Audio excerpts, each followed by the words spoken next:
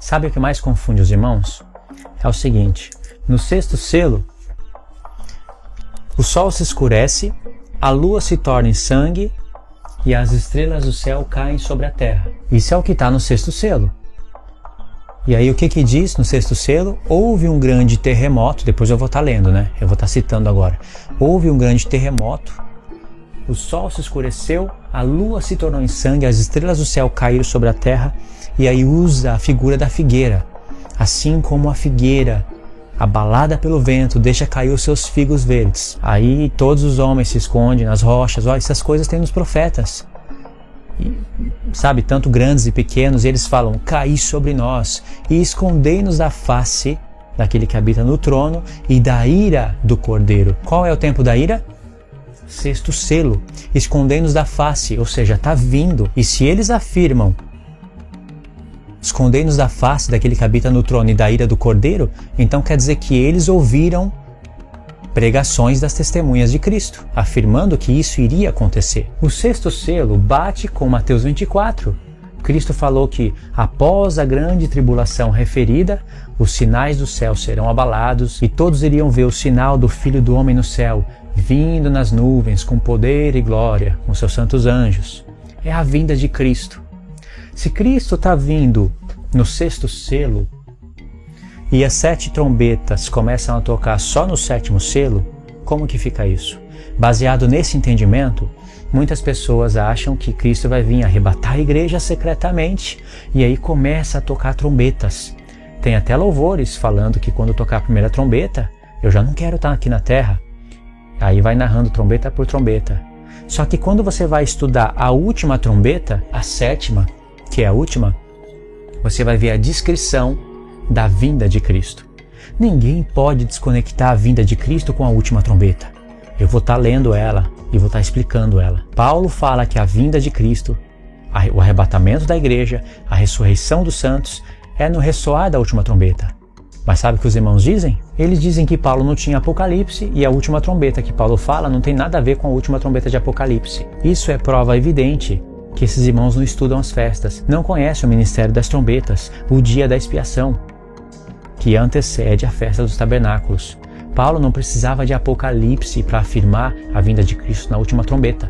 Ele já tirou isso das festas. Foi Deus que distribuiu as suas informações, os seus eventos que ele estabeleceu em 7 trombetas e quis que coincidisse a última trombeta com a vinda de Cristo, batendo com a última trombeta que Paulo tirou das festas, já que o ministério das festas, eles são proféticos e fala a respeito do futuro. Então pensa bem, com um pouquinho de lógica, raciocínio lógico, você vai olhar para a última trombeta e vai enxergar a vinda de Cristo, através de muitos detalhes. Se Cristo está vindo na 7ª trombeta, se é que você entende isso, se não entendeu, tem que entender, você não pode fugir disso. Se você entender que Cristo vem na última trombeta, como que Cristo vai estar vindo no 6º selo, sendo que é só no 7º selo que é dado 7 trombetas para 7 anjos? Lembra que eu falei para você do método de revelação de Deus?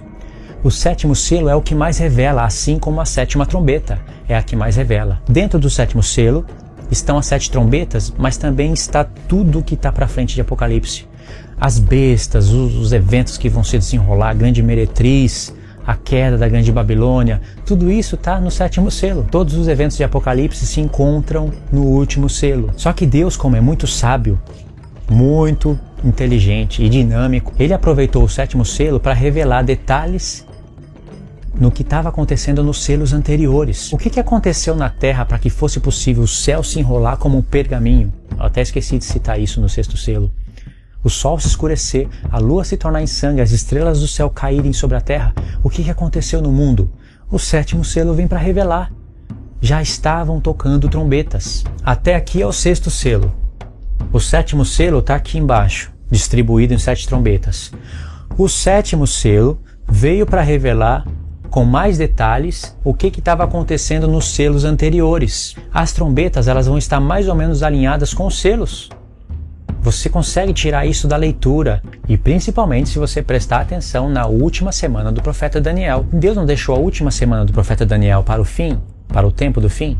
Quem entende que a última semana se cumpriu no tempo de Cristo, perdeu toda a revelação da palavra. Porque eu não preciso mais ler os profetas profeticamente. Como a última semana ficou para o final, Deus deixou uma leitura profética da última semana em todos os profetas. Como a semana 69 veio, deu a morte de Cristo, e a última semana não chegou, criou-se um mistério. E esse mistério está sendo explicado em Apocalipse 10. Por isso que em Apocalipse 11 vai aparecer números como 1260 dias, 3 dias e meio. Isso é incrível.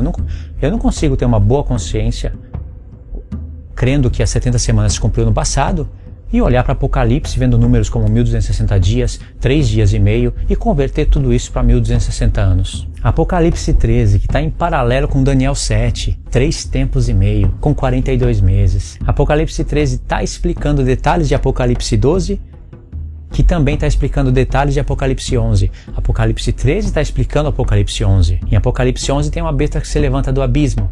Em Apocalipse 13 tem a besta se levantando do abismo. Só que ali diz mar.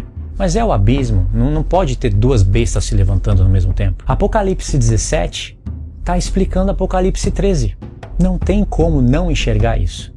Só que o Apocalipse 13 está explicando Apocalipse 12, 11, e como Deus criou esse paralelo, essa linha do tempo também, você consegue levar isso para Daniel 7.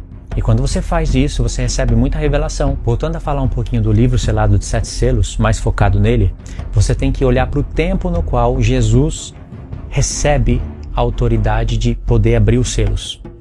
Os selos foram abertos em Apocalipse, foram abertos para nos revelar as coisas que estão nos selos, o que há de acontecer, mas o tempo dos acontecimentos não é no tempo que ele está abrindo. Se você falar, Jesus já abriu os selos, já abriu um por um, então o 7º selo já foi aberto, tudo já foi cumprido.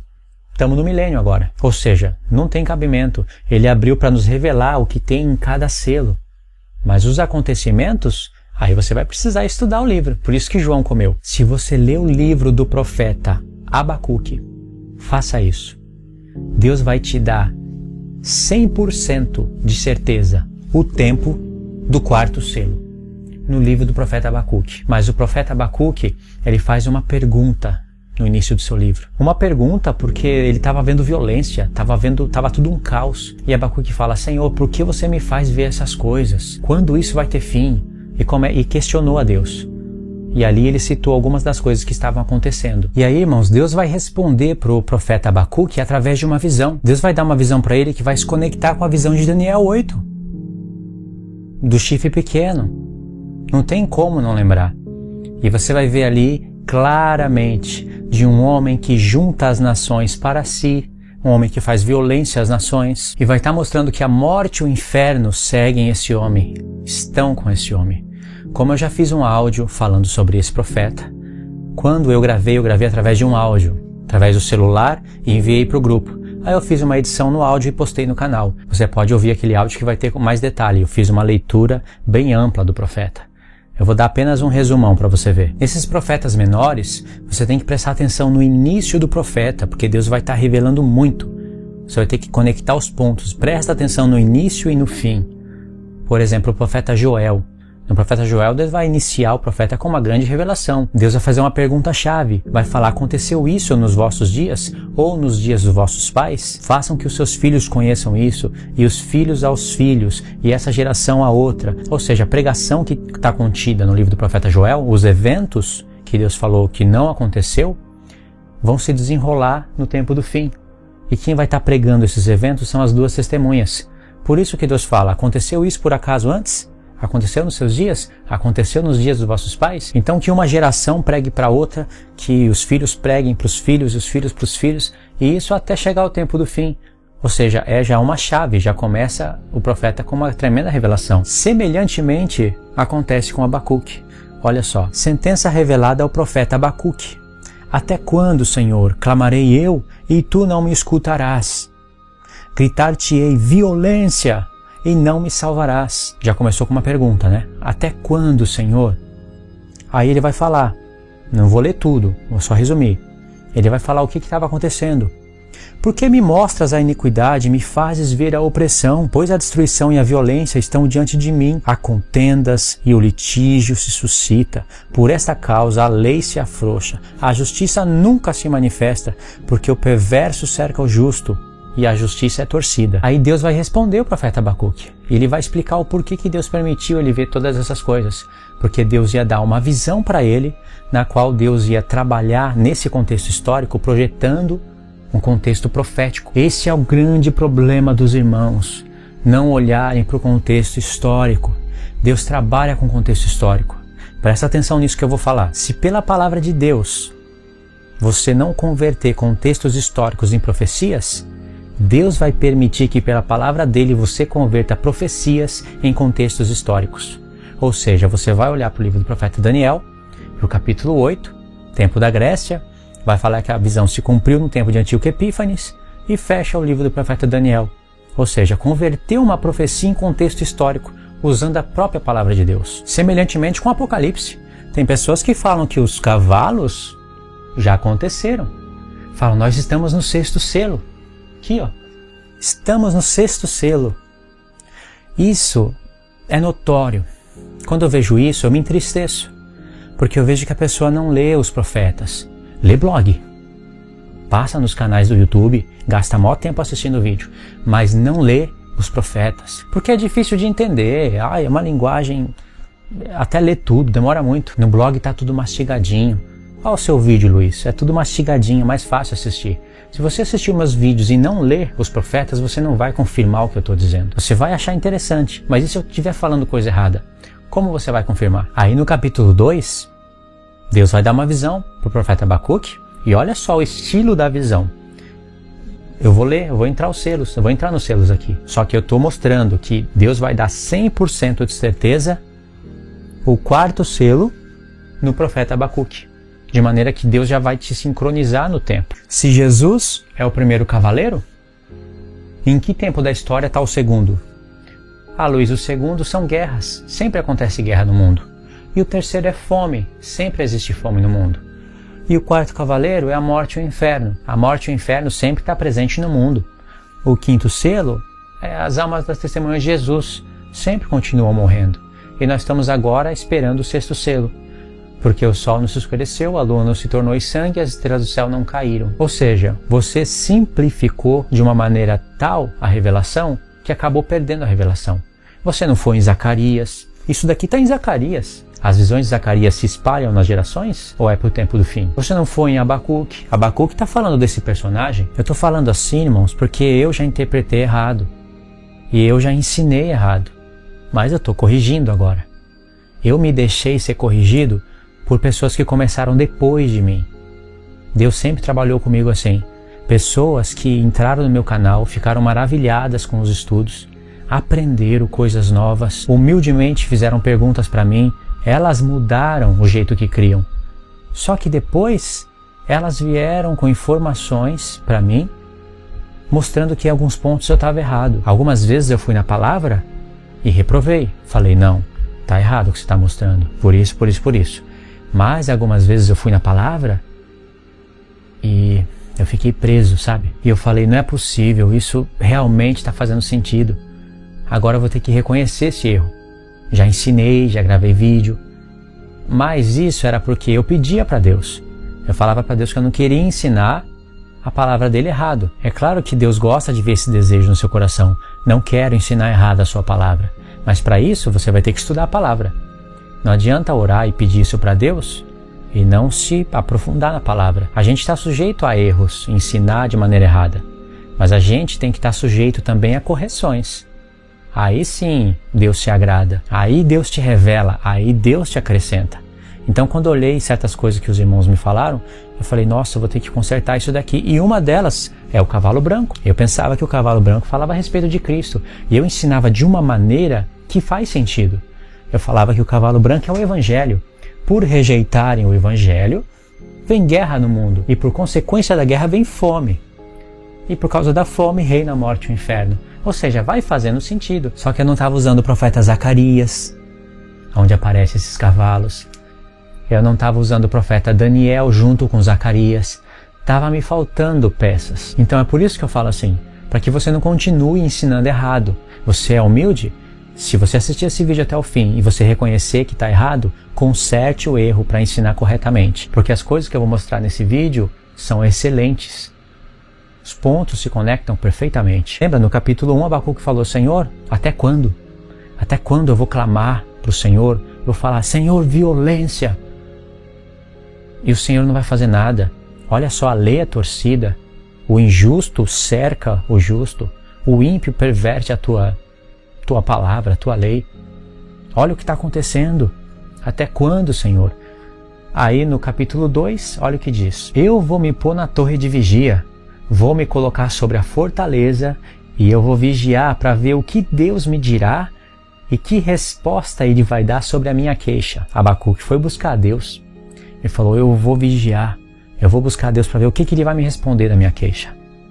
E o Senhor me respondeu e disse: olha que tremendo, escreve a visão, grava ela em tábuas, para até que passe correndo possa ler.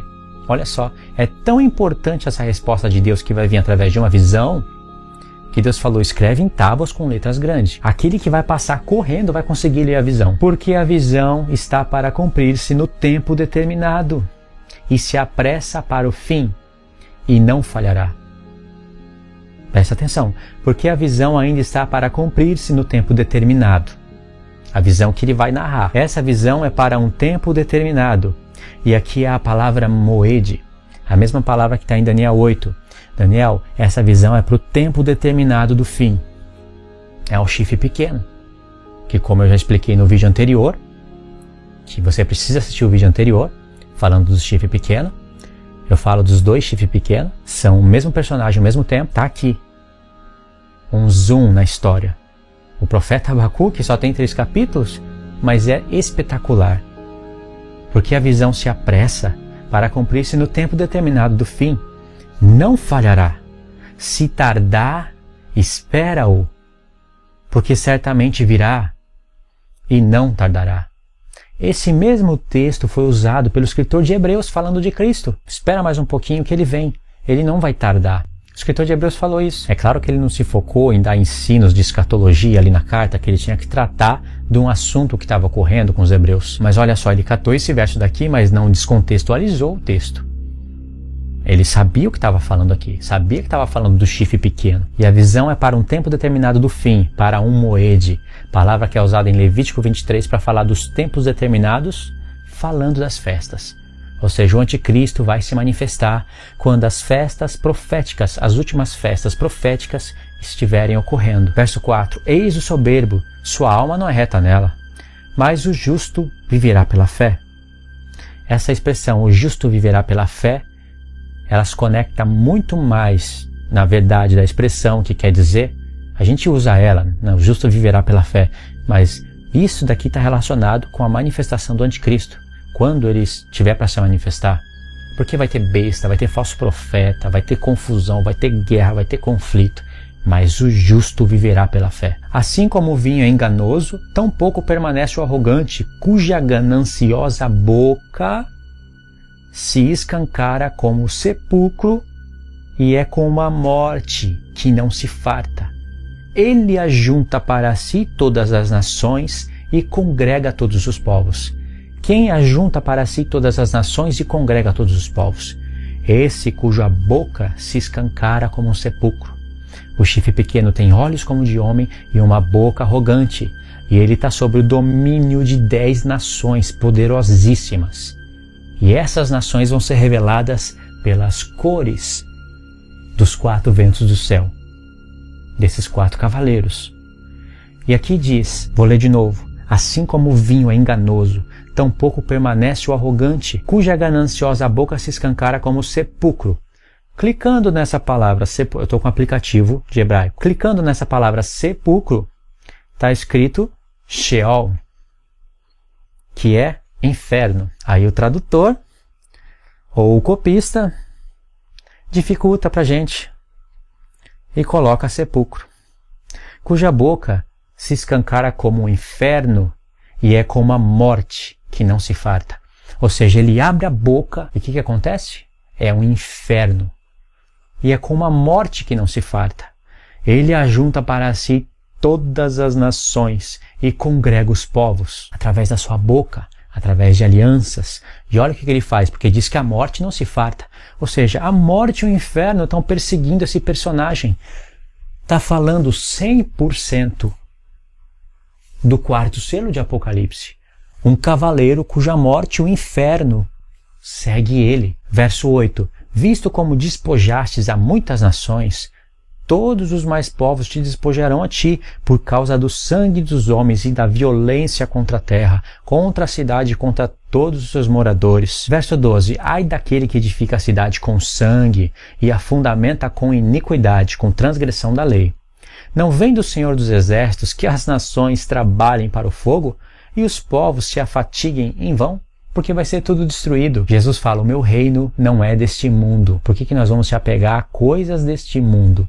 Por que nós vamos gastar nosso tempo e inteligência nesse mundo? Não estou falando que não tem que trabalhar, não estou falando que não tem que estudar, mas o nosso tempo, nossa inteligência tem que ser gastada com o reino dos céus, com o reino eterno. Tudo o que você está vendo é passageiro, mas o que você não está vendo, isso é eterno. Verso 14. Pois a terra se encherá do conhecimento da glória do Senhor, assim como as águas cobrem o mar. Vai ser tudo destruído, mas a terra vai se encher do conhecimento da glória de Deus. Avançando, eu disse que eu vou dar um resumão do profeta. No capítulo 3, vai ter uma oração do profeta em forma de cântico. Ou seja, nesse profeta você vai ter ele clamando e fazendo perguntas. Você vai ter Deus respondendo ele através de uma visão que nos liga com o profeta Daniel 100%. Isso eu falo sem medo de errar. Visão determinada para o tempo do fim, um homem que junta para si as nações, cuja morte e o inferno estão seguindo ele, cujo homem vai ser destruído pela glória de Deus, é o chifre pequeno. E a gente sabe que o chifre pequeno se manifesta com poder e prodígios de Satanás na metade da semana. Ele vai estar agindo antes, fazendo aliança antes, e nós vamos reconhecer até antes de que se inicie a última semana. Oração do... Tem pessoas até falando que é o Erdogan. Muito cedo para falar isso, né? O Erdogan está cumprindo as características do anticristo? Não está. Está na Turquia, onde está o trono de Satanás, etc, etc, etc, mas as características do anticristo narradas em Daniel 8 e explicadas em Daniel 11, ele está cumprindo? Ele ainda não está cumprindo, mas é um candidato. Eu creio que ele não pode ser o anticristo agora, porque está profetizado que a igreja vai conhecer as maravilhas de Deus para poder profetizar. A igreja conhece as duas casas de Israel? A igreja, na sua totalidade, pelo menos 50%, conhece o ministério das festas? Conhece sobre Gog e Magog? Se não conhece nem sobre as duas casas de Israel, como vai se manifestar o anticristo? Como que o povo de Deus vai ser cheio do poder para profetizar as maravilhas? As duas testemunhas estão preparadas? Jesus falou que o evangelho do reino tem que ser pregado em todas as nações para testemunho. Então virá o fim. E logo em seguida ele fala do abominável da desolação. Ou seja, Daniel 8. Jesus não está apontando para contexto histórico, não está apontando para Antíoco Epífanes. Antíoco Epífanes é uma figura, mas Jesus está apontando para profecias do tempo do fim. Para o chifre pequeno de Daniel 8, que é o mesmo chifre pequeno de Daniel 7. Quando vocês virem o abominável da desolação no lugar onde não deve estar, quem lê, entenda. Jesus fala, lê e entenda. Ele apelou para o profeta Daniel. Assim como falado para o profeta Daniel, filho do homem, entenda. É necessário que você entenda. Entenda, filho do homem.